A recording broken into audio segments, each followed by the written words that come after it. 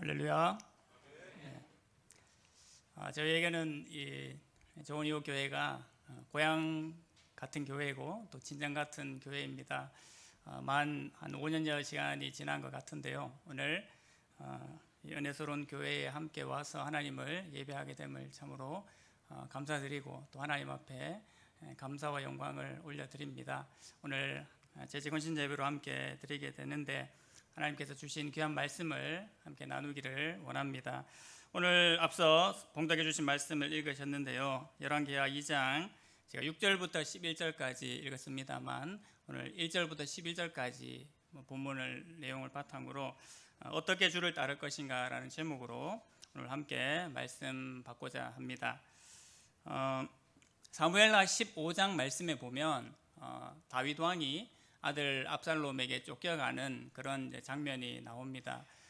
형제들 사이에 다윗의 아들 형제들 사이에 좋지 못한 일들이 있었죠. 그런데 아버지 다윗과 이 압살롬 관계가 어느 정도 정리가 되었다고 생각할 그때에 정말 마음 아프게도 아들 압살롬이 다윗 왕에게 반란을 일으키죠.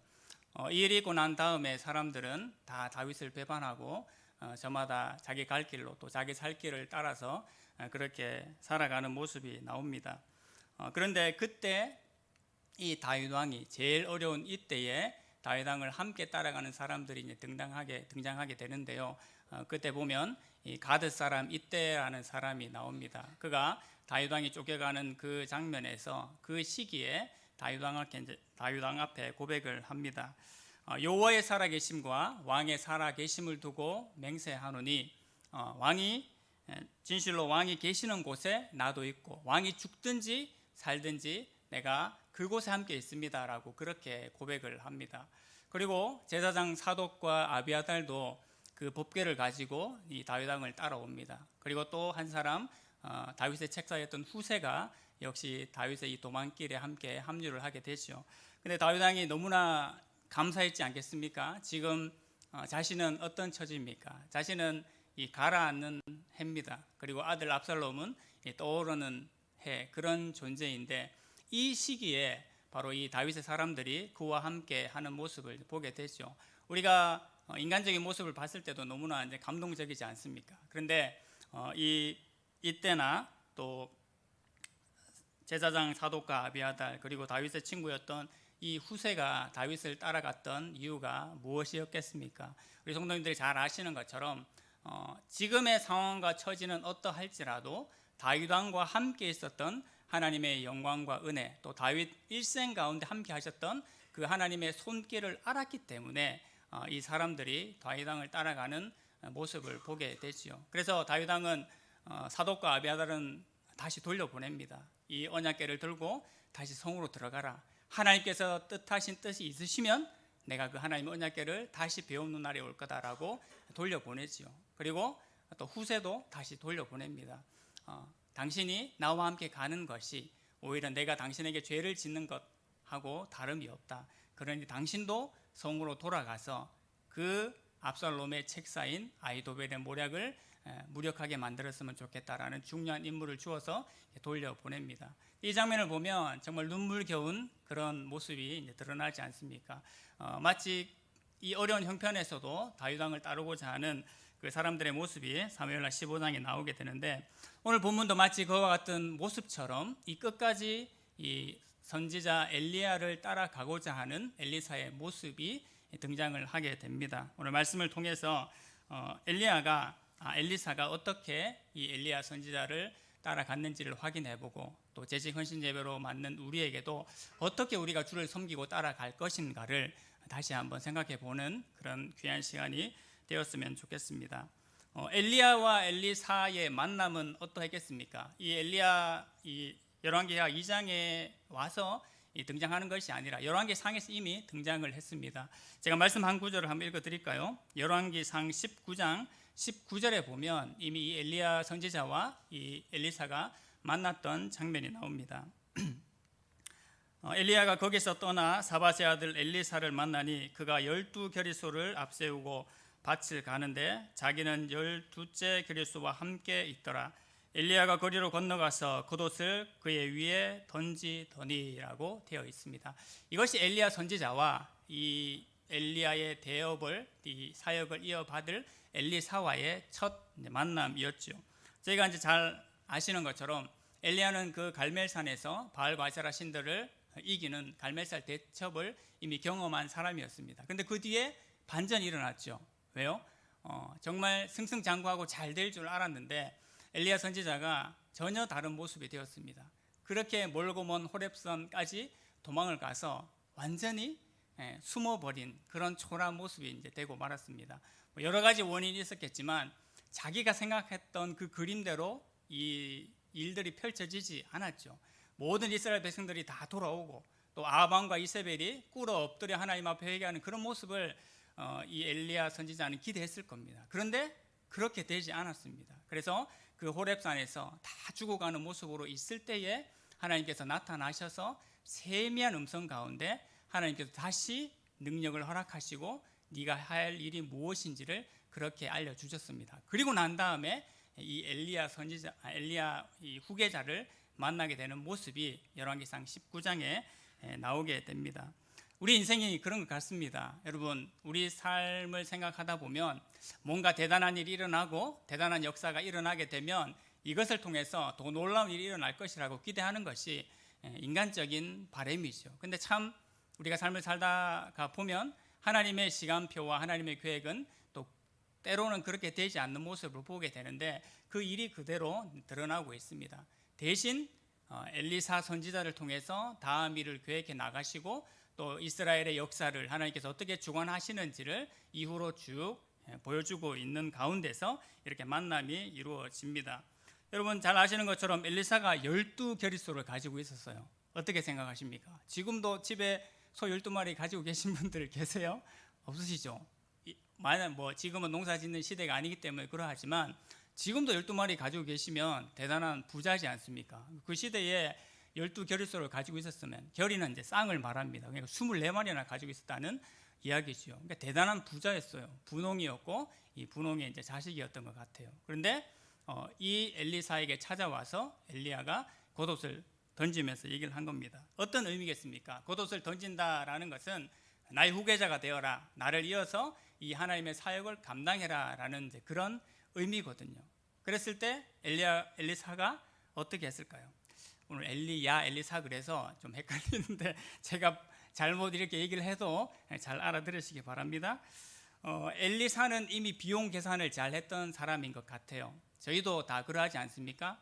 하나님을 따르는 사람들은 이미 비용 계산을 마친 사람들이라고 했습니다. 어떻게 해요? 우리가 건물을 지을 때도 적과 싸울 때도 비용 계산을 해보라고 하나님께서 복음서에서 말씀하셨지 않습니까? 이렇게 계산해보고 그래도 내가 주를 따라가는 것이 마땅하고 옳게 여기겠거든 그렇게 하라라고 말씀을 하셨죠. 그랬던 것처럼 엘리사 선지자도 비용 계산을 해본 겁니다. 내가 이렇게 분홍의 자제이고 잘 경제적으로 살아갈 수 있는 그런 존재이지만 하나님께서 이 특별한 사역을 나에게 맡기셨다라는 것을 정말 깊이 생각하고 감사하게 생각을 했던 것 같습니다. 그래서 그가 어떤 결정을 했을까요? 연결되는 말씀에 보면 이렇게 얘기를 합니다. 열왕기상 19장 21절에 엘리사가 그를 떠나 돌아가서 한 겨릿소를 가져다가 잡고 소의 기구를 불살라 그 고기를 삶아 백성에게 주어 먹게 하고 일어나 엘리야를 따르며 수종 들었더라. 이렇게 엘리사가 결정을 했습니다. 한 겨릿소를 가져다가 잡고 또 소의 기구를 불살랐습니다. 어떤 의미겠습니까? 이제 더 이상 나는 이 일을 하지 않겠다. 2마리 소를 동시에 잡아가지고 소고기 파티를 한 거예요. 그리고 거하게 그렇게 쏘고 또 소의 기구들, 뭘 의미하겠습니까? 농사 지을 수 있는 모든 도구들을 불살라 처리했다는 겁니다. 이제 주를 향해서 달려가겠다라는 의지를 표시를 하고 있지요. 그리고 엘리야를 따르고 수종 들었다라고 했습니다.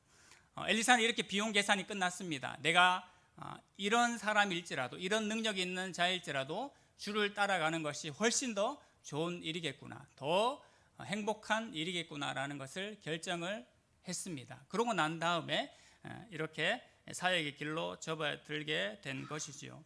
그리고 오늘 열왕기하 2장에 와서 이 엘리야가 엘리사에게 이 권력을 이어주는 장면을 다시 한번 만나게 됩니다. 오늘 읽지는 않았습니다만 2장 1절 말씀을 다시 한번 보시겠습니까?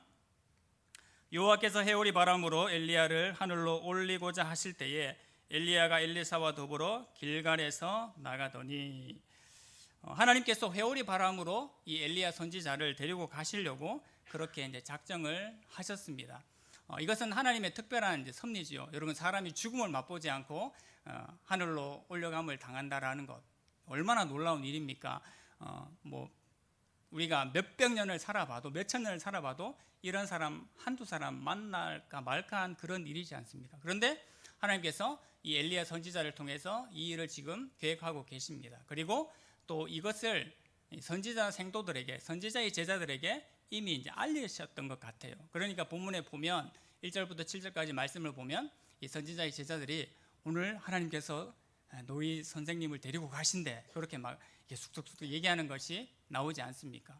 이것은 하나님께서 특별히 이 모든 일을 주관하시고 또 엘리야 사역을 마감하고 데려가시는 것까지 하나님께서 주관하고 계신다라는 것을 우리에게 알려주고 있습니다. 그러니까 엘리야 선지자가 개인적으로 대단한 능력을 가졌고 어떤 대단한 일을 했기 때문에 그의 영광과 능력을 드러내려는 것이 아니라 사역을 하게 하신 하나님께서 이 사역을 마감하게 하시는 것도, 또 이 사역을 하늘로 데리고 가시게 하는 것도 하나님께서 직접 주관하시고 섭리하고 계신다라는 것을 알려주고 있는 것입니다. 바로 그 가운데서 오늘 본문을 우리가 만나게 되지요. 그래서 오늘 이 모습을 보면서 우리가 어떻게 주를 따라야 할지 생각을 해볼 때 첫 번째로 생각해 볼 수 있는 것이 바로 스스로 결단하여 끝까지 주를 따르는 모습을 먼저 생각을 해볼 수가 있겠습니다. 오늘 본문의 말씀을 보시면 이게 장소가 이제 계속 이동을 합니다. 엘리야 선지자가 엘리사와 함께 계속 이동을 하지요. 그래서 1절부터 7절까지 말씀을 보시면 그 장소가 길갈, 베델, 여리고, 요단 순으로 그렇게 이제 이동을 합니다. 그리고 그렇게 이동할 때마다 이게 반복되는 구절이 있습니다. 엘리야가 엘리사에게는 어떻게 얘기를 합니까? 하나님께서 나를 이 베델로 부르신다. 하나님께서 나를 여리고로 부르신다. 하나님께서 나를 요단으로 부르신다. 그리고 너는 여기 머물러 있어라, 엘리사야. 그렇게 이야기를 합니다. 근데 그럴 때마다 또 엘리사가 어떻게 대답합니까? 아까 이 다윗 왕에게 충성을 고백했던 이때의 말처럼 여호와의 살아계심과 당신의 혼의 살아계심을 두고 맹세하건대 내가 끝까지 당신을 따라가겠습니다라고 그렇게 이야기를 합니다. 어떻게 보면 되게 끈질기게 막 파지가랭이 붙잡듯이 그렇게 엘리사가 계속 엘리야를 따라가고자 하는 그런 모습을 보이게 되죠. 역시 이것은 무엇 때문이었겠습니까? 바로 엘리야의 존재가 대단하기도 했지만 엘리야와 함께 있었던 하나님의 능력과 은혜를 엘리사 또한 인정했기 때문에 그렇게 따라가고자 했던 모습을 보였겠죠. 어떤 사람들은 이렇게 얘기를 합니다. 엘리야 선지자가 엘리사가 끝까지 따라오나 안 오나 한번 테스트 해보자 라는 그런 심정으로 자꾸 이제 거절했을 것이다라고 이야기하기도 합니다. 또 어떤 사람들은 이제 엘리야가 사역을 마감하고 하나님을 이제 만나게 되는 그냥 죽음이 아니지 않습니까? 하나님께서 그대로 하늘로 올리시고자 하는 그 상황이 되었기 때문에 이제는 모든 사람들을 좀 뒤로하고 하나님과 독대하고 싶은 마음이 있지 않았을까? 그렇기 때문에 엘리사를 자꾸 떼어놓으려고 했지 않았을까라는 이제 그런 해석도 있습니다. 정확한 거는 천국 가서 물어봐야 될 것 같아요. 왜 자꾸 이제 그렇게 했는지. 아무튼 그럼에도 불구하고 엘리사는 끝까지 따라가려고 하는 모습을 보이게 되었습니다. 그러면서 역시 앞에서 얘기했던 것처럼 이미 엘리사는 엘리야를 만날 때부터 비용 계산을 다 했었다고 했었죠. 비용 계산을 했었고 이제 특별한 하나님의 부르심, 하나님께서 엘리야 선지자를 통해서 사역을 다 하시고 마감하시는 이 가운데서 역시 하나님의 뜻과 은혜, 하나님의 섭리가 어떻게 작용하는지를 보고 싶은 마음이 엘리사에게 있었을 것입니다. 그래서 끝까지 이 엘리야를 따라가고자 하는 마음이 엘리사 가운데 있었습니다. 4절 말씀도 한번 보시겠습니까? 엘리야가 그에게 이르되 엘리사야 청하건대 너는 여기 머물라 여호와께서 나를 여리고로 보내시느니라 라고 얘기를 합니다. 앞서 말씀드린 것처럼 계속해서 이렇게 이야기를 하고 엘리사는 계속해서 따라가겠다고 얘기를 합니다. 그리고 선지자의 제자들도 어떻게 얘기를 합니까? 오늘 당신의 선생을 당신의 머리 위로 데려가실 줄 아십니까? 라고 계속 반복해서 얘기를 하죠. 이 엘리사가 또 어떻게 합니까? 잠잠해라 라고 그렇게 얘기를 합니다. 되게 좀 냉정해 보이지 않습니까? 이 제자들의 마음이 어떻겠습니까? 선지자 제자들의 마음이 그 큰 사역을 이루었던 엘리야 선지자가 떠나간다고 하니까 마음이 좋지 않겠죠. 우리가 그렇지 않습니까? 대단한 리더가, 위대한 리더가 떠나간다라고 생각을 해보십시오. 남아있는 사람들은 마음이 되게 불안합니다. 그 마음 이해가 가시죠. 근데 엘리사의 마음 또한 얼마나 불안했겠습니까? 그런 불안이 엘리사에게 있었을 뿐만 아니라 또 이 사역을 내가 어떻게 감당할까라는 그런 부담이 엘리사 가운데도 여전히 있었을 것입니다. 그런데 묵묵히 하나님의 일하심을 보라라고 말하면서 하나님의 섭리를 보고자 하는 마음이 이 엘리사 가운데 있었습니다. 오늘 이 모습을 보게 되면 이렇게 침착하면서도 비장한 심정을 가지고 엘리사가 이 엘리야를 끝까지 따라가고자 하는 그런 모습을 우리가 보게 되죠. 우리도 하나님을 섬김에 있어서 주를 따라가는 데 있어서 바로 이런 모습이 필요할 줄로 믿습니다. 우리 코로나 시대를 지나면서 얼마나 이 침묵의 시간들 또 어려움의 시간들을 또 잘 헤쳐나오지 않았습니까? 우리 성도님들 또 한 분 한 분이 이런 마음 가운데 이 시기들을 지나온 줄로 믿습니다. 어떠한 일이 일어날지라도 세상 사람들이 어떻게 말할지라도 또 심지어는 믿음을 가진 우리의 동역자들이 믿음의 사람들이 어떤 부정적인 이야기를 할지라도 우리 스스로가 결단하여 하나님을 따르고자 하는 그런 마음이 있지 않았습니까? 그 은혜가 여전히 우리 가운데 또 이 한 해를 시작하고 진행시켜 나가는 가운데 있어야 될 줄로 믿습니다. 이런 엘리사의 모습과 또 이런 우리가 주를 따라가고자 하는 모습이 우리 가운데 있어야 될 줄로 믿습니다. 그러면 우리가 주를 끝까지 따라가고자 하는 모습은 좋은데 엘리사는 왜 그렇게 엘리야를 따라가려고 했을까라는 것을 좀 더 생각해 보지 않을 수가 없지요. 두 번째로 그래서 우리가 주를 따르는 모습을 생각해 볼 때 바로 성령의 충만을 구하면서 주를 따라가는 모습을 우리가 생각을 하게 됩니다. 7절 말씀 계속해서 보시면 7절 말씀 같이 한번 읽어보실까요? 시작. 선지자의 제자 50명이 가서 멀리 서서 바라보매 그 두 사람이 요단가에 서 있더니 아멘. 엘리야와 엘리사가 계속 이동을 했었죠. 길갈과 베델과 여리고와 요단으로 계속 이동을 했고 그때마다 그 각각 장소에서 선지자의 제자들이 이 모습을 이제 목격했던 것 같습니다. 그런데 이제 50명이 멀리 서서 이 엘리야와 엘리사를 바라보고 있는 그 상황이 이제 되었습니다.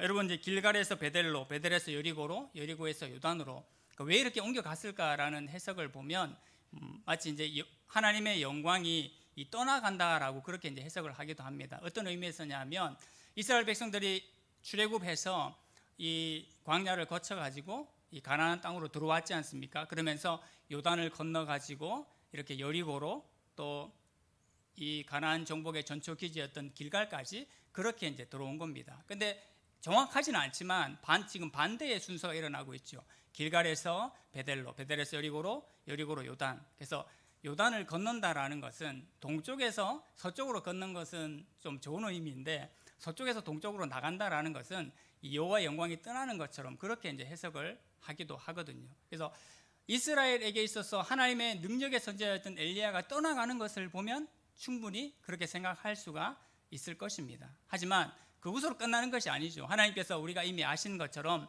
엘리야를 보내는 것으로 끝내십니까?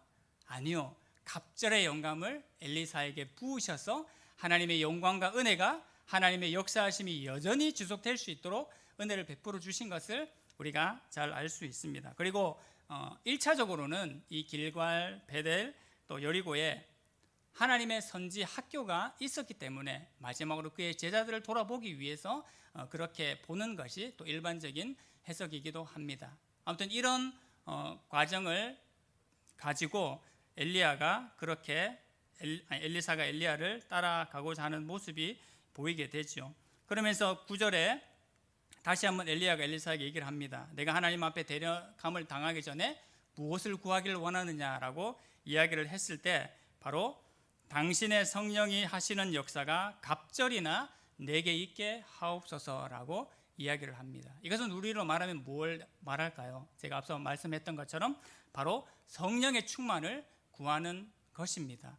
여러분, 신명기적 해석으로 보면 갑절이나 주십시오라는 것은 장자에게 우리가 두 몫을 주지 않습니까? 장자의 명분을 이어받은 사람에게 두 몫을 주는 것을 이야기를 합니다. 그러니까 엘리야 선지자, 당신께서 진짜 저를 이 하나님의 후계자로, 하나님께서 일하실 후계자로 세우는 것이 정당하다라면 그 장자의 몫을 마치 저에게 주십시오라는 것과 동일한 것이지요. 그러니까 진짜 영적인 제자로 저를 인정해 주십시오라는 의미입니다. 뭐 어떤 의미로 보면 그렇게 생각할 수가 있어요. 당신보다 제가 2배나 능력 있는 사람이 되게 주십시오. 그래서 더 큰 역사를 일으키고 놀라운 하나님의 은혜를 일으키게 하여 주십시오라는 것으로 해석이 될 수도 있습니다. 하지만 그 의미보다 하나님, 제가 감히 이 앞선 선생님의 이 엘리야 선지자의 그 능력을 이 발꿈치라도 따라갈 수가 있겠습니까? 그럴 수 없습니다. 하나님, 저에게 갑절의 영감을 부지 않으시면 제가 그 일을 감당할 수 없습니다라는 그런 간절함, 그런 갈급함이 엘리사에게 있었기 때문에 그렇게 은혜를 구하고 있는 것이죠. 여러분, 그 은혜가 저에게도 있기를 원합니다. 하나님의 성령의 충만은 일시적인 것으로 끝나서 되는 것이 아니지 않습니까? 여러분, 우리가 어떤 해에 또 어떤 시점에 그런 놀라운 능력과 일들을 행하였을지라도 다음번에 또 다른 사역이 찾아왔을 때 똑같이 그렇게 내 힘으로 감당할 수 있습니까? 아니요, 그러할 수 없습니다. 여러분, 제가 이 좋은 이웃교회를 떠나서 2군데 교회를 더 다녔지 않습니까? 그때마다 또 새로운 사역들을 접하고 또 제 나름대로 여러 가지 것들을 경험하는 시간이었습니다. 근데 시간이 지나면 자동적으로 제가 더 큰 사역자가 됩니까? 물론 환경에 따라서는 그럴 수도 있죠. 근데 정확한 것은 하나님 앞에 성령을 구하지 않고 하나님 앞에 은혜를 구하지 않고서는 환경이 바뀌고 교회가 바뀌어도 그런 역사들이 일어나지 않습니다. 엘리사도 마찬가지입니다. 하나님, 앞으로 이 하나님의 사역을 감당할 일들이 얼마나 많은데, 제가 알지 못한 일들이 얼마나 많은데 하나님, 제 힘으로는 도저히 감당할 수가 없습니다. 또 앞선 엘리야 선지자의 모습을 보았을 때 더더욱 나의 힘으로는 이것을 감당할 수가 없습니다 라는 심정이 엘리사에게 있었던 것이지요. 그러니까 엘리야 선생님에게는 하나님께서 그런 영감을 주셨겠지만 부족한 저에게는 갑절의 영감, 2배 영감을 주셔야지만 제가 그 일을 할까 말까입니다라는 그런 심정이 들지 않았을까라는 생각이 들었습니다.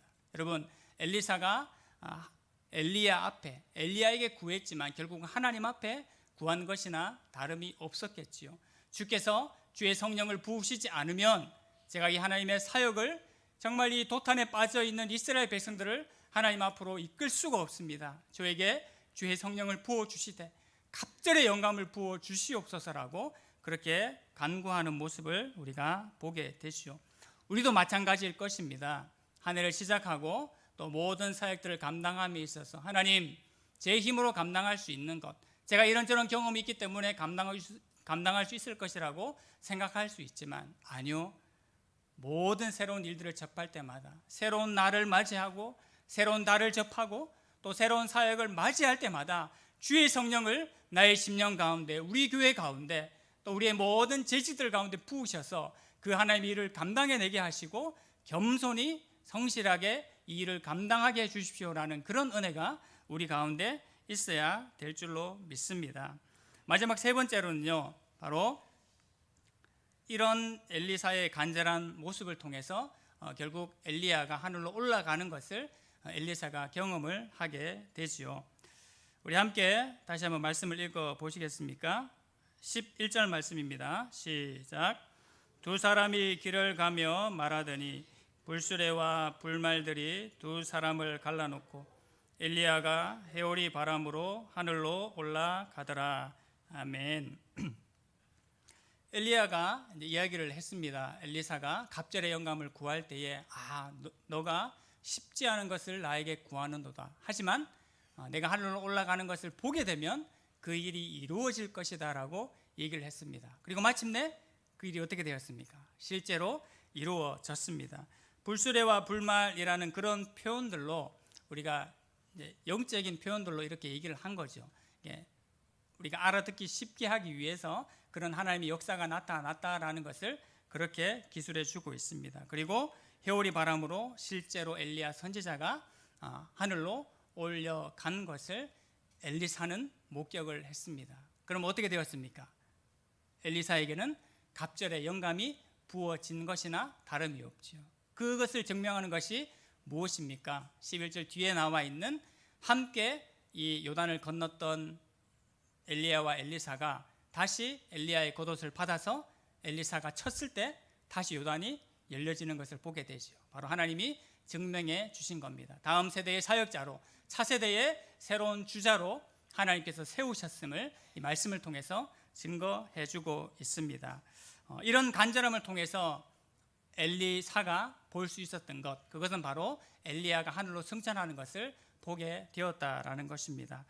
이것은 우리 입장에서는 어떻게 이제 해석을 할 수가 있겠습니까? 그것은 바로 엘리사 앞에 하나님께서 살아 계셔서 역사하심을 보게 되었다라는 그러한 의미입니다. 우리로 말하면 직접적으로 얘기해서 바로 십자가에 죽으시고 부활하신 예수 그리스도를 의미하는 것이겠죠. 구약의 대표적인 선지자 모세와 엘리야, 또 많은 선진들이 구약을 통해서 표현하고 또 나타내고자 하는 큰 메시지가 무엇이겠습니까? 하나님께서 왕 되시고 하나님께서 모든 백성을 다스리시고 통치하신다라는 의미를 가지고 있지요. 그리고 그것은 신약으로 가게 되면 어떻게 됩니까? 장차 오실 예수 그리스도가 하나님이신 예수님이 오셔서 그 역사와 그 능력들을 이루어 가신다라는 것을 보여주고 있습니다. 그러하기 때문에 이 엘리야의 승천의 모습은 신약을 살아가는 우리들에게는 앞으로 오실 그 예수 그리스도, 우리는 이미 예수 그리스도 경험했습니다만 오신 예수 그리스도와 그 예수님께서 부활하시고 승천하셔서 하늘 보좌에 앉으신 예수님을 바라보게 하시는 것이지요. 엘리야가 그렇게 간절하게 엘리야를 따라가고자 했던 그 마음으로 말미암아 이 엘리사는 바로 하나님의 영광과 능력을 볼 수가 있게 되었습니다. 우리도 마찬가지입니다. 엘리사가 이 열왕기하 2장 이후에 여러 가지 사역들을 감당하게 됩니다. 엘리사가 죽는 열왕기하 13장까지 많은 사람들을 만나게 되고요. 또 때로는 전쟁도 치르게 되고 때로는 협박을 당하기도 하고 어려움에 처하기도 합니다. 여러분, 그 모든 일들을 경험하고 모든 사역들을 감당하면서 엘리사가 마음에 늘 간직했던 것이 무엇일까 그런 생각이 들었어요. 근데 그 중에서 특별히 먼저 앞서간 그 엘리야 선지자, 하나님 앞에 부름을 받았던 엘리야 선지자를 기억하지 않았을까라는 생각이 들었습니다. 엘리사 입장에서는 어떻습니까? 죽음을 맛보지 않고 하나님과 함께 올려져 갔던 그 엘리야를 기억을 했을 것입니다. 여러 사람을 만나는 가운데 고통이 있었을 것이고 또 하나의 외국과의 전쟁 가운데 어려움이 있을 수 있었고 또 여러 가지 하나님의 사역들을 감당하는 데 있어서 여러 가지 힘든 상황이 있었을 것입니다. 그런데 하늘로 올리워졌던 그 엘리야를 생각할 때마다 우리 선생도 묵묵히 하나님의 사역을 감당하였고 그 은혜를 누리며 살아갔는데 나도 지금 이 시점을 지나고 하나님의 영광스러운 은혜와 능력을 바라볼 수 있을 것이다라는 그 소망을 가지고 엘리사가 걸어갈 수 있지 않았겠습니까? 우리도 마찬가지입니다. 여러분, 사역을 감당하면서 한 해 한 해 지나면서 우리 안에 있는 여러 어려움들, 하나님 앞에 여러 기도 제목들을 가지고 계시지요. 여러분, 그때마다 우리가 구합니다. 하나님, 이런 표적을 좀 주시면 좋겠어요. 하나님, 어떤 메시지를 좀 보여주시면 좋겠어요 라는 마음이 우리 안에 있지 않습니까? 그렇죠? 그리고 그때마다 하나님께서 말씀을 주시고 또 때로는 우리의 형편에 맞게끔 그런 모든 표적들을 또한 우리에게 일으켜 주실 것입니다. 그런데 그 어떤 표적보다도 가장 확실한 표적이 무엇이겠습니까? 바로 십자가에 달리시고 부활하시고 승천하셔서 하늘 보좌에 앉으신 예수 그리스도의 표적이 우리의 가장 확실한 표적일 줄로 믿습니다. 엘리야가 그것을 감당하고 그것을 기억하고 이 엘리야 선생을 기억하면서 살아갔던 것처럼 우리 또한 마찬가지입니다. 나를 위해서 십자가에 죽으시고 부활하셔서 승천하시고 하나님 보좌에 앉으셔서 여전히 하나님의 나라와 하나님의 세계를 통치하고 다스리시는 그 하나님을 바라보며 살아갈 것을 우리의 마음속에 분명히 기억해야 될 줄로 믿습니다. 이것이 우리에게 가장 큰 표적인 것입니다. 우리가 잘 아시는 것처럼 요한복음 3장 14절 15절 말씀이 어떻게 얘기를 하고 있습니까? 모세가 광야에서 뱀을 든 것 같이 인자도 들려야 하리니 이는 저를 믿는 자마다 영생을 얻게 하려 하심이니라고 말씀을 하고 있습니다. 여러분, 그렇죠? 구약에서 계속해서 얘기했던 것처럼 예수 그리스도께서 오실 것이고 그 예수님께서 십자가에 못 박혀 죽으시고 다시 부활하시는 그것을 바라보는 자가 영생을 얻을 것이라고 말씀을 하셨던 것입니다. 구약을 살고 있었던 엘리사에게는 그 메시지만큼 큰 것이 없었죠. 장차 오실 예수 그리스도를 바라보면서 그의 사역을 감당하게 되는 것입니다. 그래서 여러분, 우리가 구약을 요약하고 신약을 요약할 때 어떻게 요약합니까? 구약은 오실 메시아, 오실 주를 간절히 바라는 책이 바로 구약이고, 신약은 오신 메시아, 오신 그 예수 그리스도를 바라보며 살아가는 것이 바로 신약의 성도들인 것을 우리가 보게 되죠. 그리고 말씀하셨던 언약과 말씀하셨던 그 하나님의 나라를 이루어 가실 분이 살아계신 하나님이심을 우리에게 보여주고 계시는 것입니다. 오늘 엘리사가 엘리야를 끝까지 따라가는 이 모습을 통해서 우리도 주를 따라가고 주를 섬길 때에 우리에게 이러한 은혜가 있기를 원합니다. 우리 스스로 결단하여 끝까지 주를 따라가되 하나님, 내 힘으로가 아니라 성령의 충만함을 구하며 우리의 모든 일들을 감당하며 살아갈 수 있게 하여 주십시오. 그리고 힘든 일이 있을 때, 또 하나님 돌파하기 어려운 일이 있을 때 하나님, 십자가에 달리신 예수 그리스도를 기억하게 하여 주십시오. 그리고 그분께서 다시 부활하시고 생명을 얻으셔서 하늘 보좌에 앉으셨던 그 예수님께서 나와 함께 계시고 우리와 함께 계심을 기억하는 나의 삶, 우리의 삶, 주의 교회가 되게 하여 주십시오라는 그런 간구가 우리에게 있기를 간절히 소망합니다. 여러분, 한 해를 시작하시면서 어떤 기대들, 또 소망들 있으시죠? 또 동시에 마음에 어떤 무거운 짐들이나 또 어떤 해결해야 될 숙제들이 동시에 있을 줄로 압니다. 그 모든 것들을 감당할 때에 하나님께서 우리 감당하고자 할 때에 하나님께서 우리에게 은혜 부어 주실 줄로 믿습니다.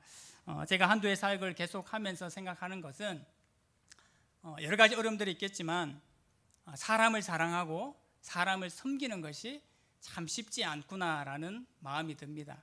아니 뭐 특별히 못된 사람을 만나서 그런 게 아니고요. 제가 앞서도 말씀드렸지만 연차가 지나가고 또 사역의 경험이 더 늘어나면 더 잘할 수 있을 것 같은 마음이 들지만 그것은 저의 기대고, 여러분, 새로운 사람을 만날 때, 여러 가지 일을 접할 때 하나님께서 내 마음 가운데 성령의 충만함을 부어주시고 내가 한 사람을 섬길 수 있는 마음, 한 사람을 사랑할 수 있는 마음을 부어주시지 않으면 그게 감당될 수 없구나라는 것을 느끼기 때문입니다. 여러분들도 그러한 고민, 또 그러한 생각들에 다 있을 줄로 믿습니다. 하나님, 여러 가지 일들을 감당해야 되지만 무엇보다도 이 안에 삶을 살아갈 때 하나님의 사람들을 사랑할 뿐만 아니라 하나님, 하나님의 사람들을 섬기고 또 하나님을 알지 못하는 그 영혼들을 사랑하고 섬길 수 있는 귀한 마음을 내 안에 부어 주시옵소서. 그냥 부어 주시는 것이 아니라 하나님, 충만히 부어 주시옵소서라고 선포하고 기도하고 또 그 은혜를 받아서 우리의 모든 일들을 감당할 수 있는 우리의 삶이 되게 하시고 우리의 사역이 되기를 간절히 소망합니다. 하나님, 그러할 때 하나님께서 우리 안에 은혜를 부으셔서 그 이상으로 감당하게 하시고 놀라운 열매를 맺어가게 하시는 2023년 한 해가 될 줄로 믿습니다. 그 은혜 가운데 살아가는 모든 주의 백성들, 주의 교회 되기를 간절히 소망합니다. 우리 함께 말씀을 붙잡고 기도 한번 같이 했으면 좋겠습니다. 하나님 아버지, 오늘 열왕기하 2장 말씀을 통해서 엘리사가 엘리야의 이 엘리야 선지자를 끝까지 따라가는 모습을 통해서 하나님, 우리도 주를 원래 섬겼던 자들이지만 하나님을 온전히 따라가고 섬길 수 있는 자들이 되기를 원합니다. 하나님, 내 안에 성령의 충만함을 부어주셔서 그 은혜 가운데 살아가게 하여 주시고 나의 힘으로 감당하는 것이 아니라 성령께 살아가시는 그 능력과 은혜로 하나님의 일들을 감당하며 끝까지 주를 섬기고 따라감으로 말미암아 하나님의 영광과 은혜를 드러내고 하나님의 영광과 능력과 은혜를 맛보는 주의 백성들과 하나님의 교회 되기를 우리 같이 한번 기도했으면 좋겠습니다. 하나님 아버지, 은혜를 감사합니다. 우리 심령과 마음 가운데 주의 은혜를 부어주신 것을 감사합니다. 하나님 아버지, 2023년 한 해를 시작하게 하시고 하나님 새로운 소망과 결단 가운데 우리가 주를 따라가며 하나님 나아가게 하신 것을 참으로 감사합니다. 하나님 아버지, 다시 한번 날마다 하나님 앞에 간구합니다. 주의 성령을 우리 심령과 마음 가운데 부어 주시옵소서. 하나님, 나의 힘으로 감당할 수 없고 우리 힘으로 감당할 수 없는 이 일들을 하나님 앞에 맡겨드리며 주의 성령으로 말미암아 감당할 수 있기를 간절히 소망합니다. 하나님, 우리 스스로 결단한다고 되어질 일들이 아님을 고백하며 하나님 아버지, 주의 성령을 부으심으로 하나님을 따라가고자 하는 심령과 마음을 하나님 물같이 부어주시고 하나님 것들을 기억하며 살아갈 때에 하나님 성령의 은혜가 충만하게 나타나게 하시고 하나님의 은혜와 능력과 영광과 소망들이 날마다 나타나는 우리의 삶 되게 하여 주시옵소서. 하나님의 사람들을 감당케 하여 주시옵소서. 사랑하게 하여 주시옵소서. 섬기게 하여 주시옵소서.